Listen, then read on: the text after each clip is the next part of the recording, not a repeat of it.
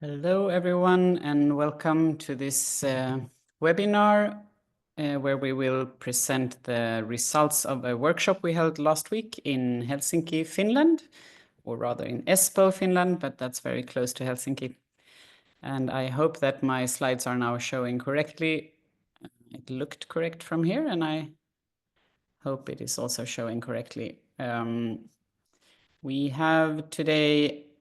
Thank you for the confirmation. And we have today 387 people registered. So I will let this blah blah in the beginning take a couple of minutes just to make sure that everyone comes in.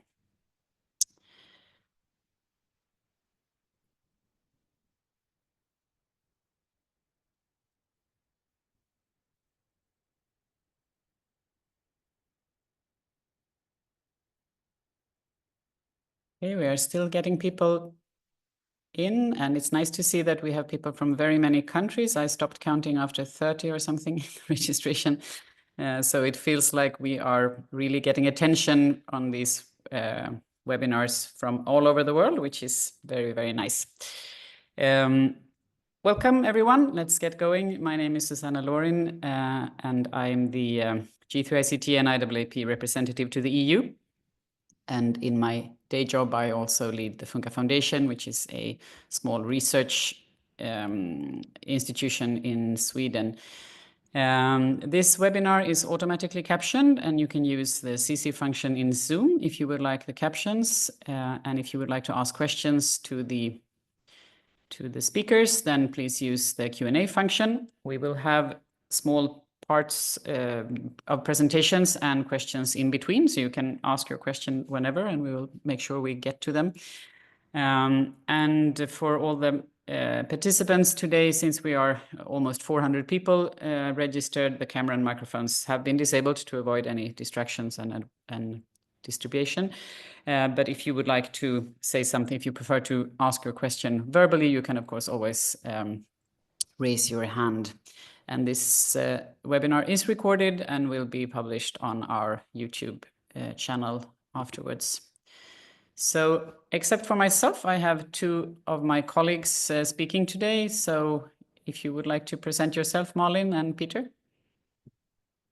Sorry. Hi, Malin Hammarberg. I'm accessibility specialist and UX designer at Funka Foundation, and I'm also in the advisory council for IAAP Nordic. I'm very happy to be here, and I love that so many are interested in these topics.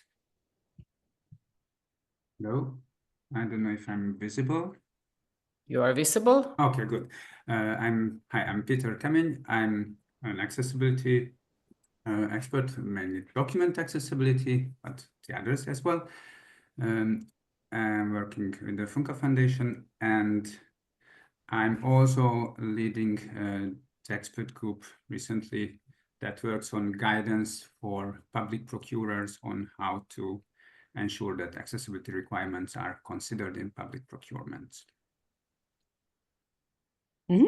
So moving on standards on all in parallel in all ways possible. That's really good. So, and the reason we are presenting here today is that the three of us were the facilitators in the workshop in Helsinki. So we are going to give a little bit of background to the work we are doing, and then we are going to present the three requirements that we worked on last week and talk about how you can contribute if you would like to, and then wrap up with a little bit of upcoming events. So that is the plan for today. And yes, we have, again, somebody saying that Peter's volume is a bit low. So I think you need to crawl closer to your microphone when you are speaking, Peter, please. So a little bit of background on this, and I'm sorry if you were on the last webinar, this will be repetition, so you can take a coffee. The European legislation or EU legislation on accessibility requires that we have European norms or European standards to point to. We are not referencing global standards. We are always referencing the European standards. And for a standard to be a European norm or an EN standard, it needs to be created within the the European standards organizations, and then published in the official journal of the Commission. And then that means that there is a connection between the law and the actual standard. We have the current legislation, the Web Accessibility Directive, that refers to the EN301549 Annex A. So the technical specifications of everything that is needed to comply with the Web Accessibility Directive is listed in Annex A. Or actually, there are two tables, one for websites and one for apps, but it's still in the same annex.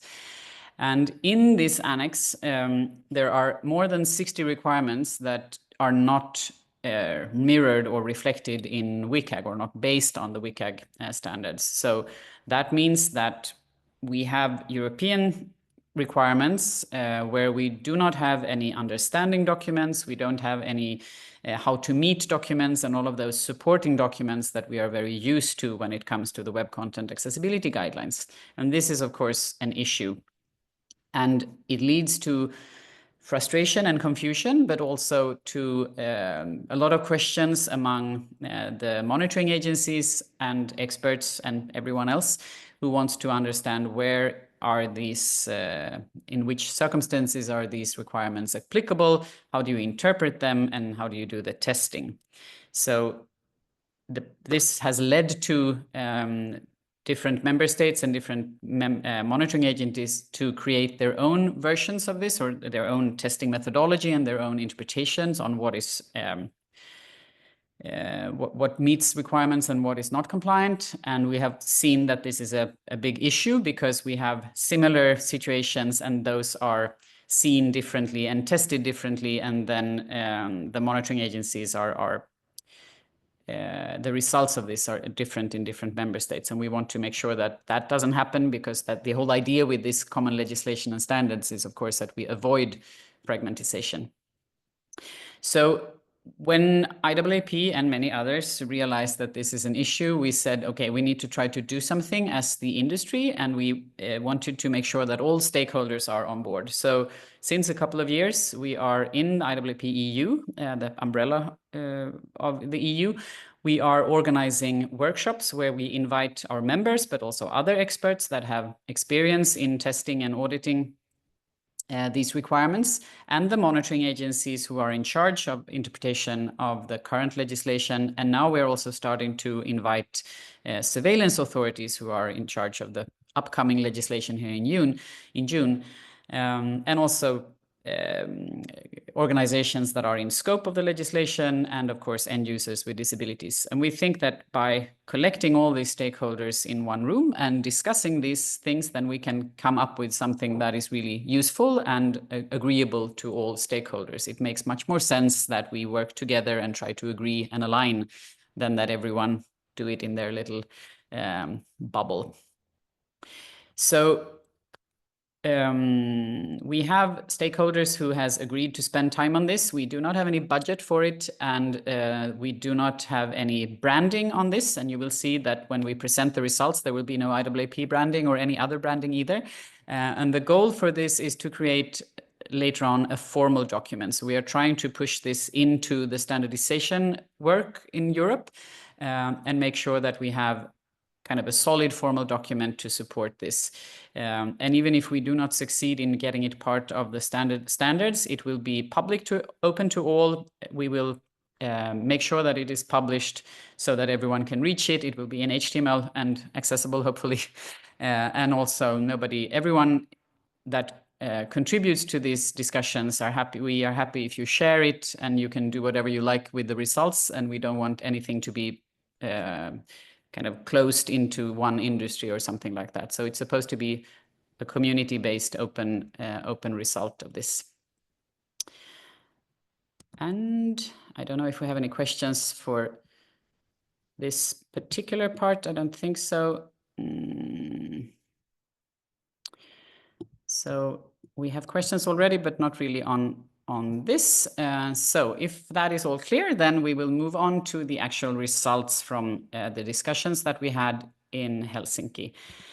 And these are interim results. So we have a workshop, and then we have a webinar like this, and we discuss, and then there is kind of a core group that tries to write up something that we find is stable enough to publish.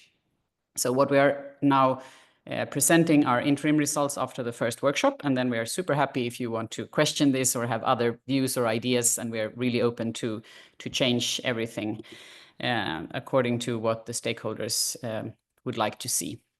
So the first out of 3 requirements we discussed last week is 5.3 biometrics. So this is from the general chapter. And this requirement has to do with providing alternatives to biometrics. And in the standard, it reads like this.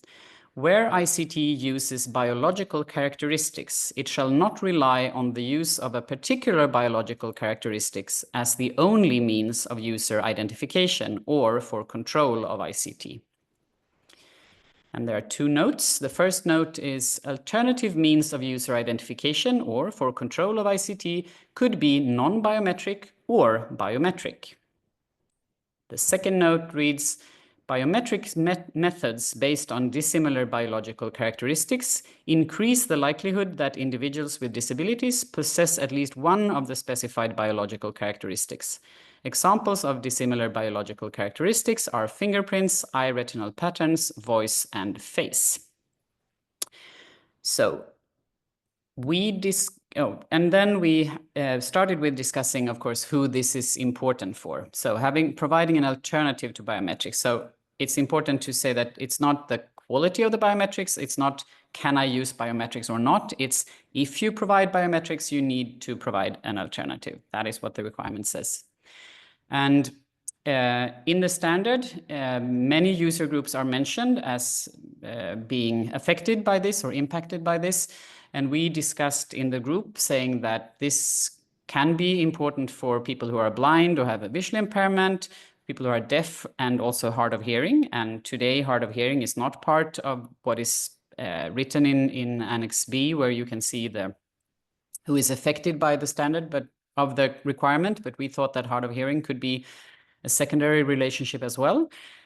Speech impairment and limited hand movements or strengths, and also people who are unable to reach easily. So all those groups may or may not be affected by biometrics, and therefore this is a kind of a really broad group, and it should be considered. The alternative should be considered, of course, to make sure that none of these groups are excluded.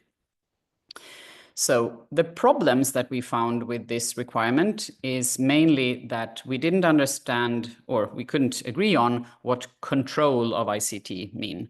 So identification, authentication, verification, all those things are fine. It's easily to understand, but what does control of ICT mean? As it's part of the normative part of the requirement, we thought it could be very important to understand what it means. On the other hand, it says identification or control, so even if we don't understand, it's kind of covered. But we spent quite a lot of time trying to understand and agree on what control could potentially mean in this context. And then we discussed the alternative. So it's good, of course, that the requirement says you need an alternative, but it says either a non-biometric or really another biometric alternative. And is that really good enough? If I have an issue with one biometric, then of course the likelihood that it says in the second note that it would be that another type of biometrics would work for me could possibly be true.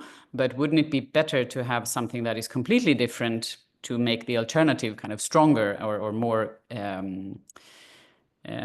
so that we meet more user needs by providing an alternative or pushing towards an alternative that is not biometric. So that was a big discussion in the group, and many different views on this, of course, and we tried to think about all the use cases, and we had also people with motor impairments in the group who had very relevant stories on how and when this may be problematic for them.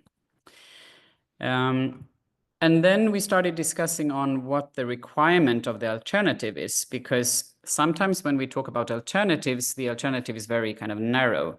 So you could say, I have biometric as one way of verification, and the other is a super complicated code thing that you need to send back and forth in 3 different devices or something like that, then it wouldn't really be a good enough alternative, we thought in the group, and it could make it either you use biometric or you are kind of on a slippery slope to something that becomes maybe not accessible or not accessible for some groups and so on. But really, in the European Accessibility Act and also in the standard, when we talk about alternatives, it's kind of just an alternative. And that may not be enough when it comes to biometrics. We also had another discussion on when authentication via biometrics becomes, quote unquote, too easy, so that people may not understand that they're actually identifying themselves, because you just look at your phone and then bling, something happens. And what if that is also the you're then logging into something that you don't want other people to see, or you didn't know that you kind of accepted something.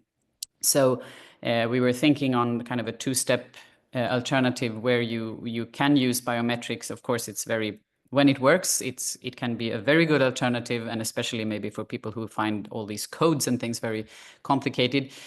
So generally very positive tendency towards using biometrics, but really also making sure that maybe people with cognitive disabilities or other disabilities have that it's really clear that what is happening when I'm using the biometrics, so it doesn't become that I log in or identify myself by accident. And how do you make sure that that doesn't happen? We also had another discussion on the difference between when you use biometrics on your own device or if you have to use another device. So, for example, if you have a problem with reach, then it can be possible if you can do it in your own context and with your own devices, but it can be more or less impossible to reach another device if it's placed in a bad way. So we then discussed we had some ideas for how to make it better, make the clause in the standard better or improve it, and also for kind of solving the issues that we have found. So we would like to have some kind of writing around clarification of control, if we have understood it correctly. The group thought that control has to be that the user is activating something or the user is actively doing something. It shouldn't just be something that happens without the user kind of making an action. So we thought that could be made more clear if that is the intention. And then we also had a discussion on the need for definition on whether an app, for example, delegates the authentication to an underlying platform. Is that applicable for this requirement or not? Maybe this should be more in the implementing acts of the law rather than in the standard, but still it's an important definition point or kind of a border requirement.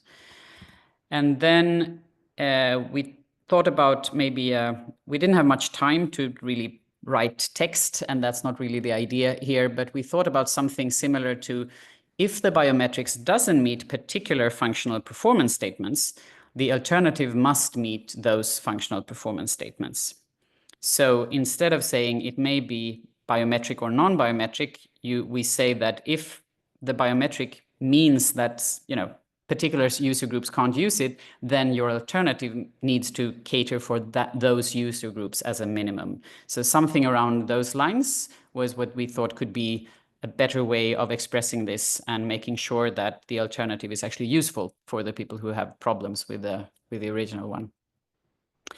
In the methodology we use for these workshops, we also discuss testing, but as testing of whether there is an alternative or not was not really the problem here. We didn't discuss that much in the group, so that was not kind of the focus of the discussion, but rather how to make sure that the definition of control was better, to know that the alternative is really helpful, and then maybe also defining what happens when you are using different platforms to perform the identification or authentication.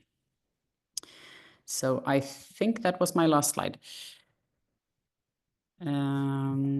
let's see if we have any specific questions about this. No, it's more generic questions about why things are as they are with the EN.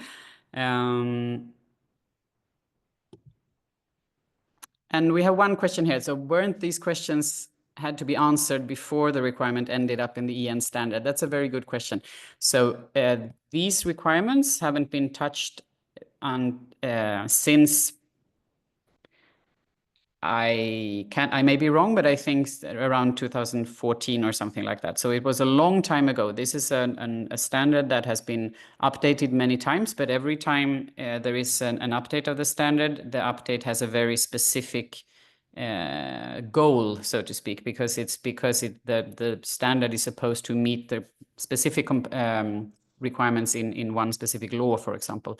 So all these, if no one is complaining or addressing this, then the task force that is working on the review doesn't reread everything and look into it. So these questions may have been discussed at that time. I really don't remember because this was a long time ago. But also, it's really when you start using the standard and when it becomes legal requirements that some of those questions arise. Because when the standard was written originally, it was to support the procurement directive and then it became the standard for the Web Accessibility Directive, and now it will also become the main standard for the Accessibility Act. So it may sound like somebody invented things and didn't think. I don't think that is really true, and I think it's good.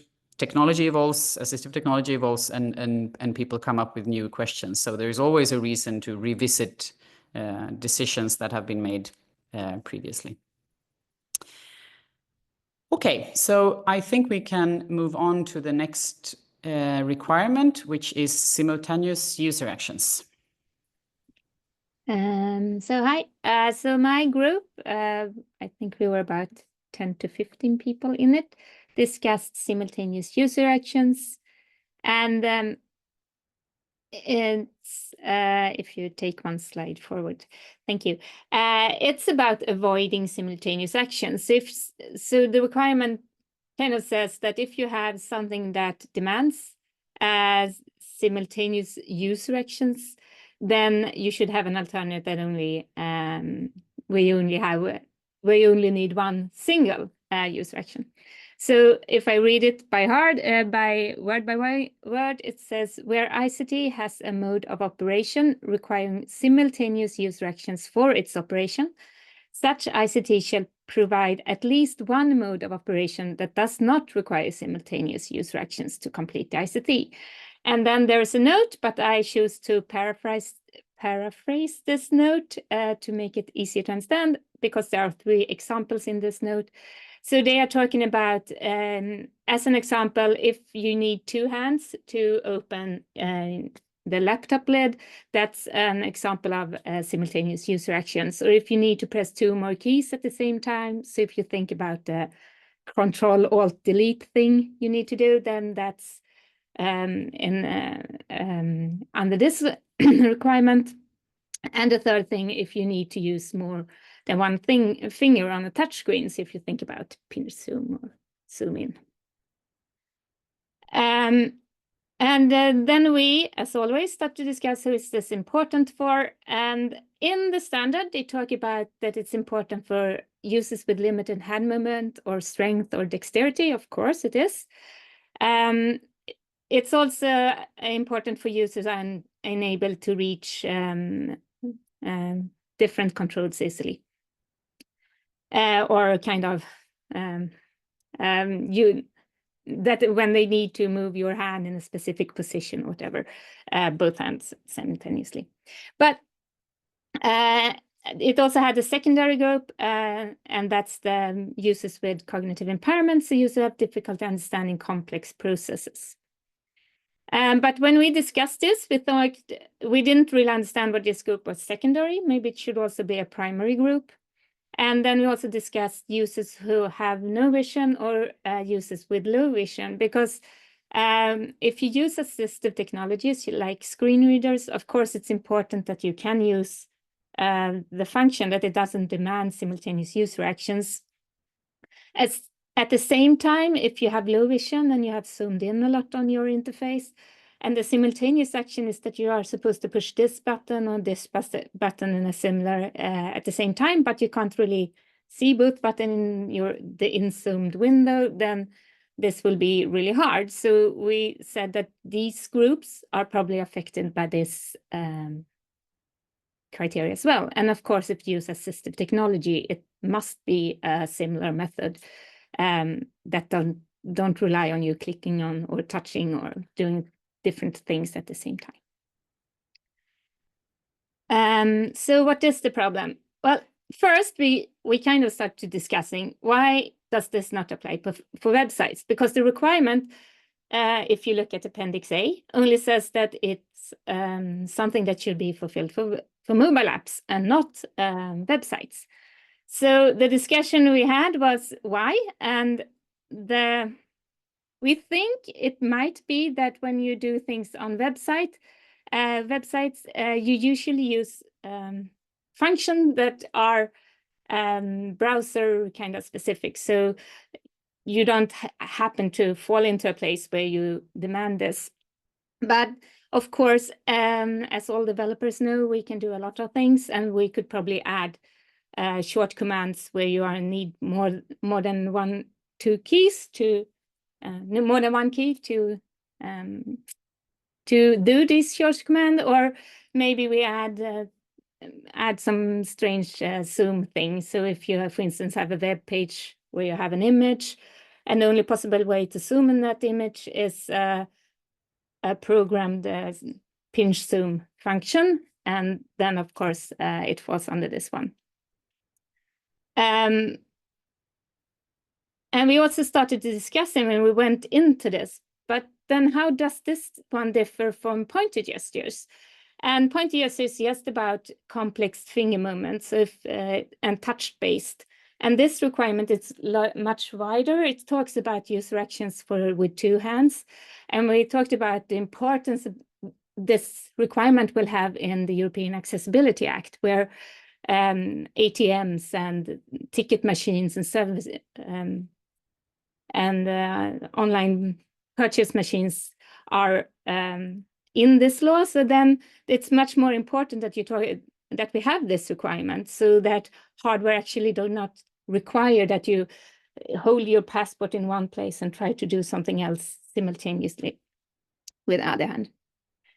But then we started thinking about what do they actually mean with user action? All the three examples are about hands and fingers. What if it's like push a button and speak at the same time? Then that's two simultaneous user actions.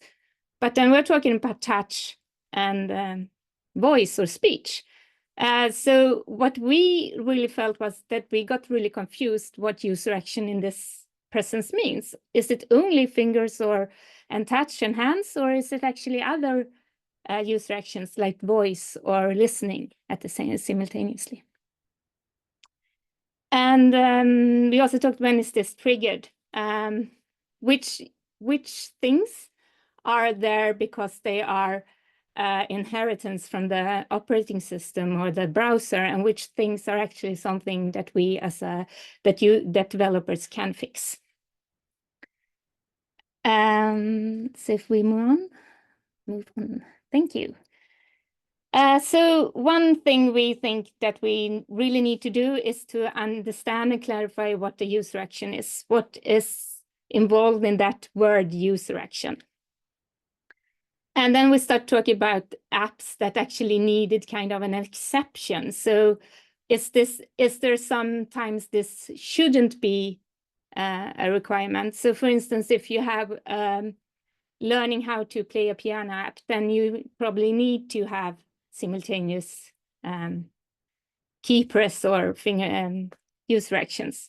So maybe then the kind of all the purpose of that app goes out of importance. So then maybe we should have there might be possibilities when we could see exceptions, or like drawing with freehand pen, an app that does that.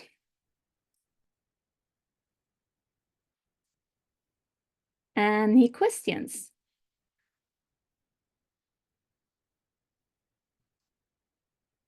So we got the question that we always get in these webinars, and that is the list of the 60 requirements. I think, Peter, you have that you have that link. So can you just put it in the chat? Maybe we did a list to make it easier to find them. So sorry, I should have shared that in the beginning. So 5.9, you said it does not apply to website. Where is this noted? I think we need to do the annex again. Yeah. Yeah, in Annex. So in Annex A, you can see what requirements are required for websites and what requirements are required for mobile apps. And I think the EN beyond requirements for websites are a bit fewer than it is for mobile applications. So this one is only required for mobile application and left out entirely for websites. So it's the standard. According to the standard, it doesn't say that it requires one or the other, but in the annex, that is listed what is required of the Web Accessibility Directive. There will be another annex that provides the specifications of what is required in the European Accessibility Act, and we do not yet know whether this will be there or not, but that is why one thing is written in the actual normative text and another in the annex. It's because the standard is much wider than the actual legal requirements, if that makes sense. So we have a long question here. I'll try to read it. Isn't it problematic having the phrase, quote, then there must be one mode of operation, end quote. For example, if there is one mode for single hand operation and another mode for high contrast, it could be problematic for a blind person with limited hand control. I'm not sure what the question is. I'm sorry. It's I think it's the way it's phrased. Yeah. Then there must be one mode of operation. Yeah. Yeah, probably that is a bit unclear as well, but we were thinking about the lines. So when you read Annex C, you can see a testing, how they think you should test this one. And it's kind of straightforward. It's to find out if there are multiple user action. And if it is, then you should test if there's one way to do these actions that do not require multiple user actions. So we didn't get stuck on that phrase, but I completely agree with you that it's a bit fussy, if that's the right word. So thank you. We can add that then to the next iteration of this to also discuss that. It's very good. Thank you for input. So we have another question here, an example or more of a statement or a question, an example for an app to exempt Braille input apps. Is that correct?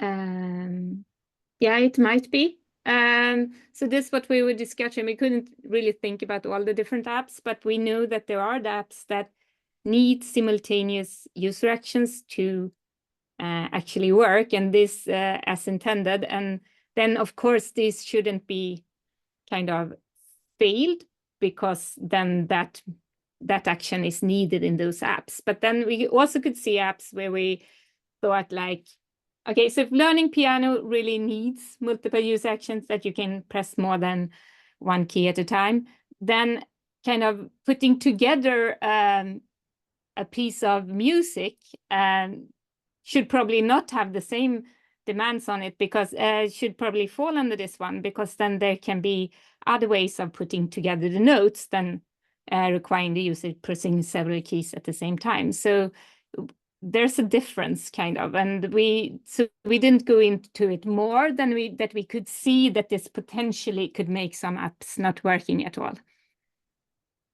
Okay, the last question before we leave room for the next requirement is, wouldn't the technique of needing one keyboard key to achieve an action conflict with success criteria 2.1.4 character key shortcuts?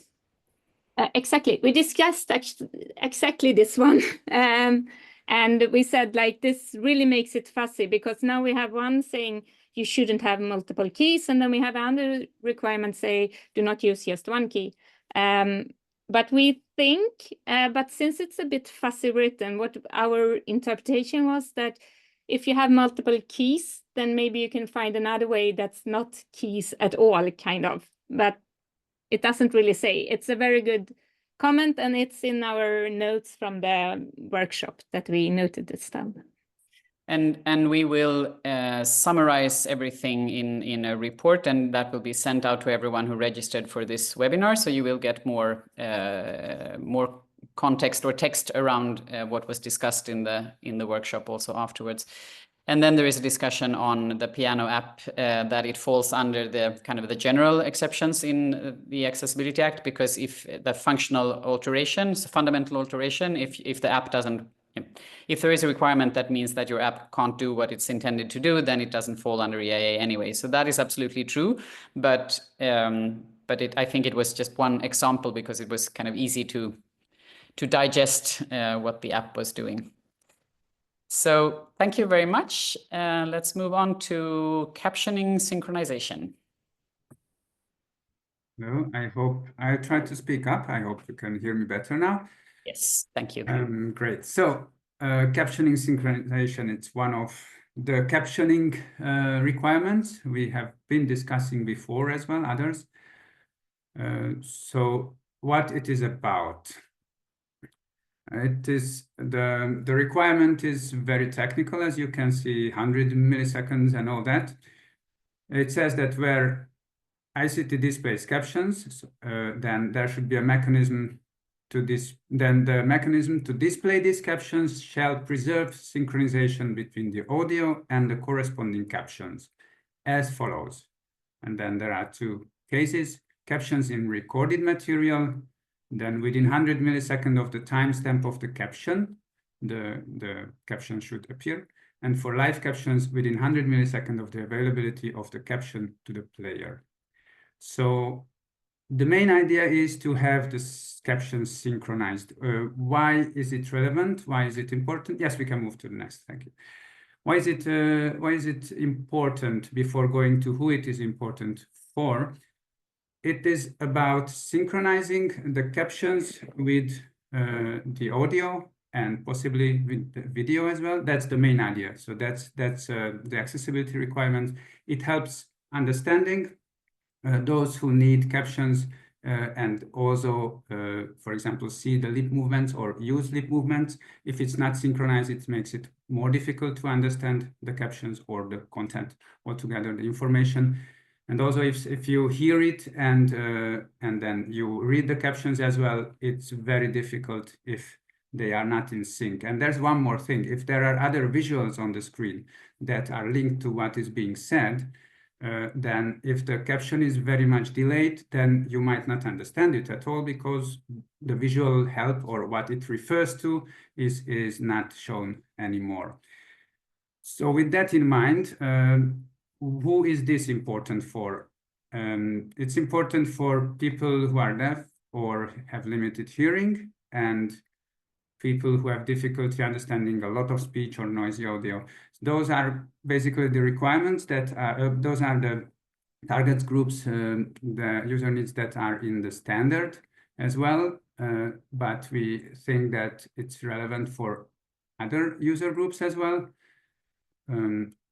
It's people who have a different mother tongue, so they rely on captions.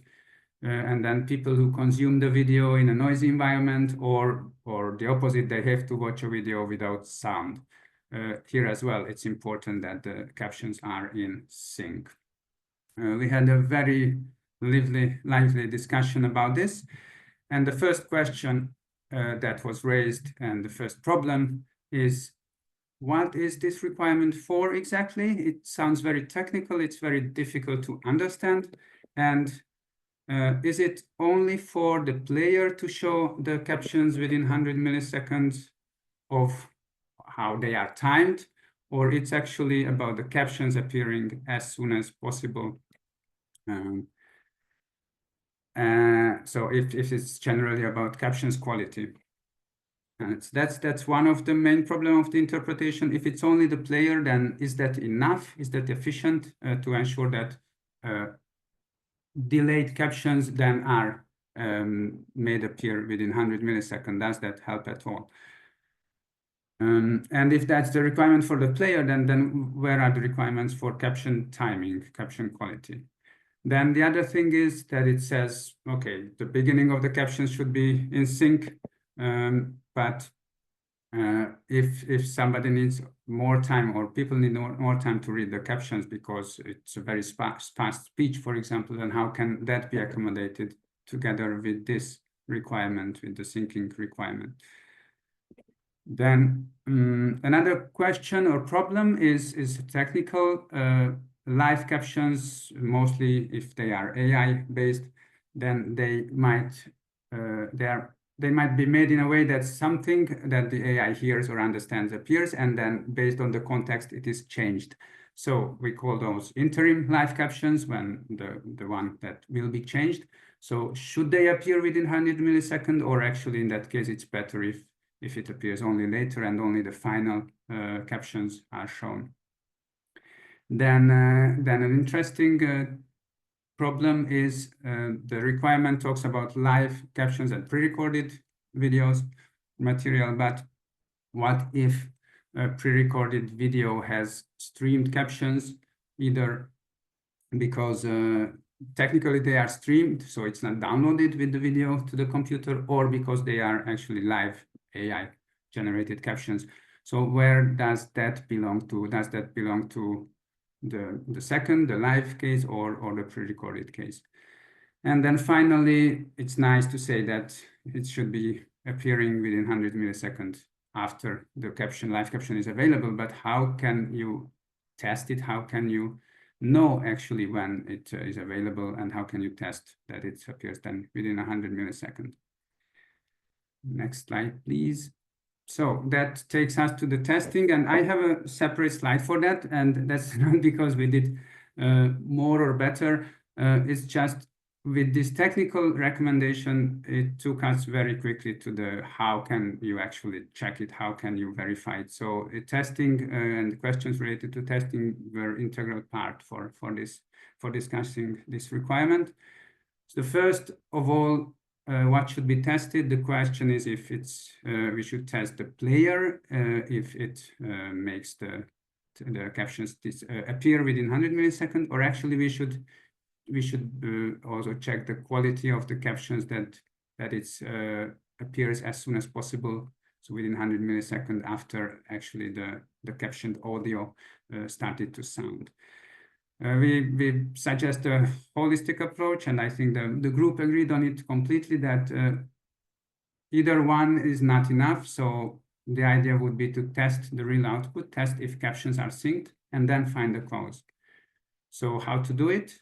First, the prerequisite is there should be captions available, and then the steps are for testing. First, example the video file, because you don't necessarily need to test the whole video or audio. Then first test the player and see if there are delays between the caption timestamp and the appearance of the captions. And it was important, it was underlined by many people that it should be tested with different playback speeds and interruptions as well, because that's how they are often used. And if it fails, then it might not be the player's fault. So it is good to test it with another audio or video content. And then after that, the third is to test the caption timing, the caption quality, if the timestamps are actually adequate. So we discussed all these questions, but there were other discussions as well based on how should be, like from the general perspective, about synchronizing captions. And an interesting finding was, or idea, that different users have different expectations. Well, we know that, but in this case, that some need maybe more time to read, others prefer that it's perfectly in sync. Then what I mentioned with live captions, either some prefer that it appears as quickly as possible, others that it appears when it's accurate. But today it's possible to do it all, actually. So the idea is to encourage providers to offer these multiple options, and then users can select the way they prefer. Another thing was what I mentioned, that the quality of captions is important, not only if the player plays it within 100 milliseconds, for example, and we couldn't identify a requirement that is that would ensure that the captions are in sync, good quality, well separated between caption blocks. And then finally, it's out of this topic, but it came up, and I think it's important to mention that auto captioning has moved ahead so much since the Web Accessibility Directive, the quality. So we think that it would be important to revise if captions for live audiovisual media should be still an exception, or actually at this point it could be a requirement. That was it all. Any questions?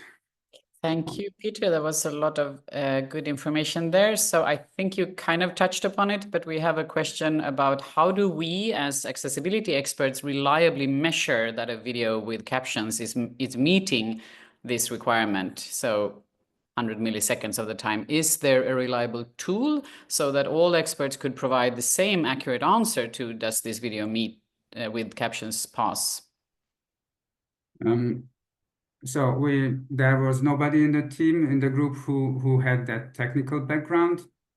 We agreed, we know that you can check if compared to the audio, the caption, the timestamp is within, I think it can be even checked if it's within 100 milliseconds, but the delay between the timestamp and the appearance on the screen, we don't know how it should be. It can be checked, and that's an important thing. I didn't mention it specifically. That's an important thing to find a solution or suggest a solution for that, to be able to do the testing properly. And that is not a general, but it has come up in several of these requirements that we feel that this is not really something that the average or even the specialized super good accessibility expert could necessarily know how to test. And we would need to broaden the scope of the stakeholders to also get people on board that know acoustics or how you measure this is far out of my comfort zone.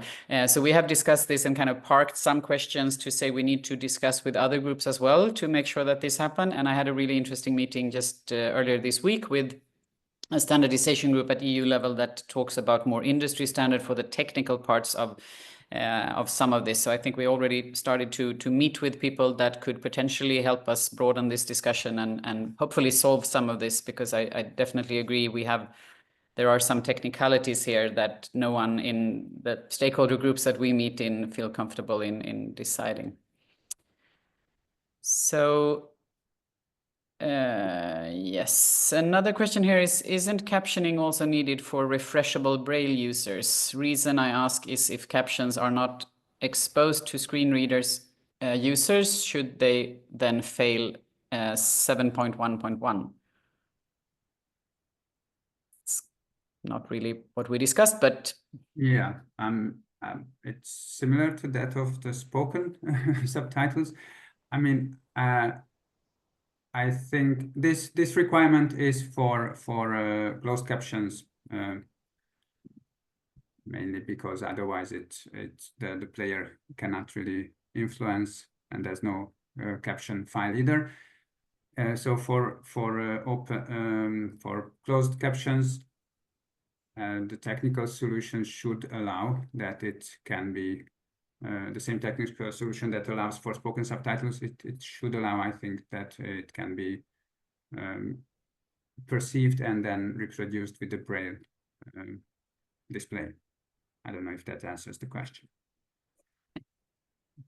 Close enough, I think, hopefully. So we also got here a comment on that it was a tool that did check accessibility of video content, but it's an old platform. It's being updated and still in development. So maybe we can put that in the chat for people to look at.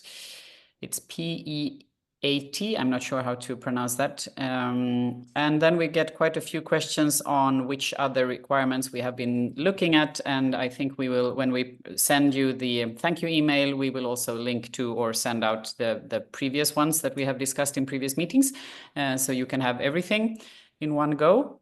And we have questions about the user preferences, which is, and it comes again and again and again. We did discuss that already, and I think we will continue to discuss it.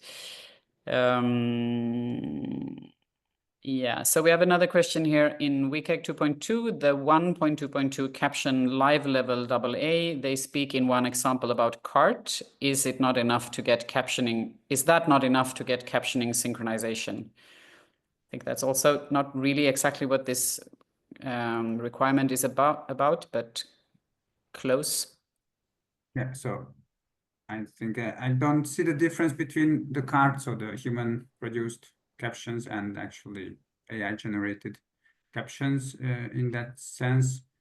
The problem what we found, or the issue with that can be very much delayed anyhow already, and then it's a live caption, so then for the test you have to be able to know when it actually arrives to the player, and then it's important to appear as soon as possible, so that it gives the 100 millisecond rule an added quality, because it speeds up, but we questioned if it's relevant enough if the live caption is already delayed that 100 millisecond.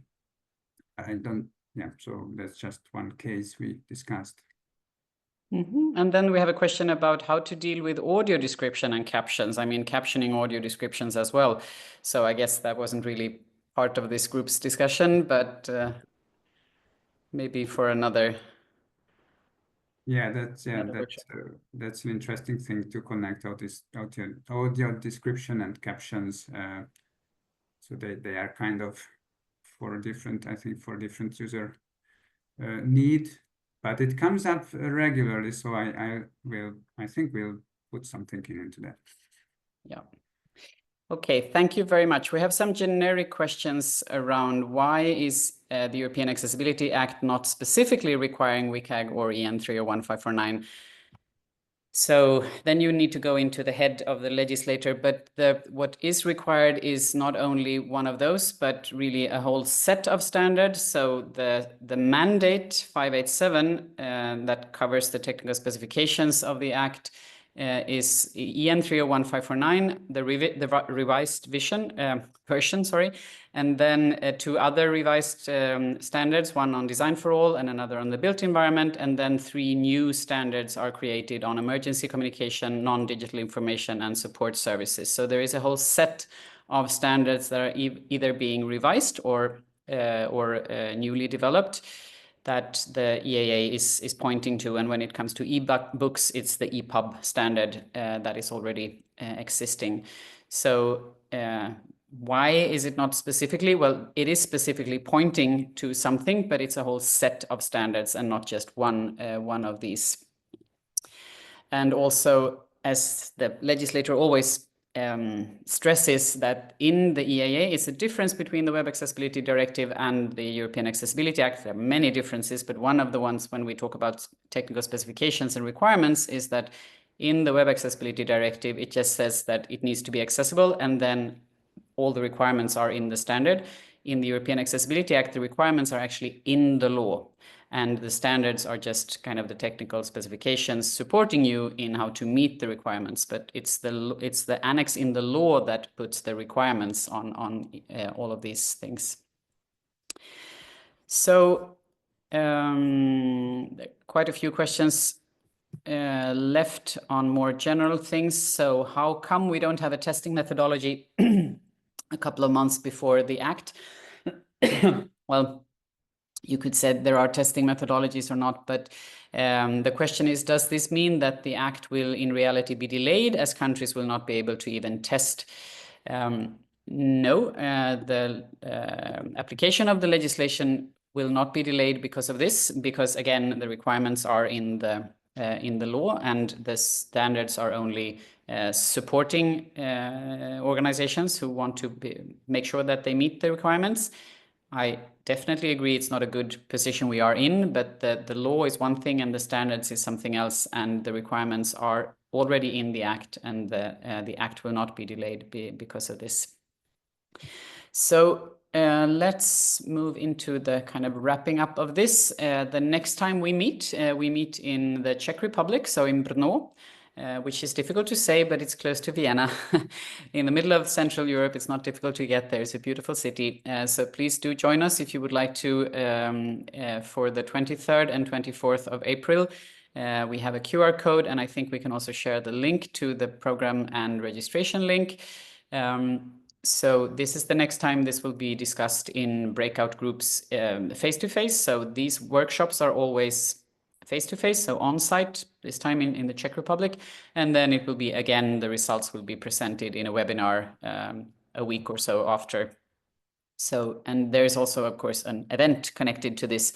So the second day on the 24th, there is an event that is focusing very much on the European Accessibility Act from different perspectives, and different sectors are discussing this. So that's the next time to catch up on this work.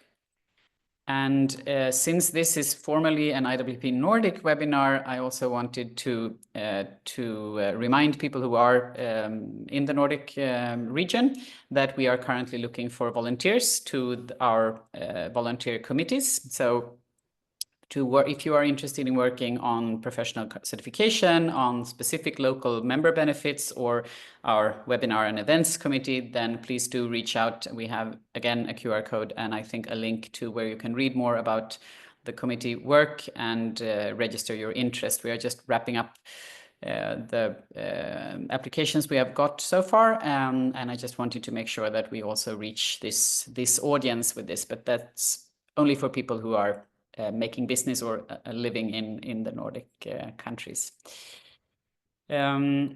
So with that, I think we will end today's discussions. And if there are any more questions, there are plenty of questions in the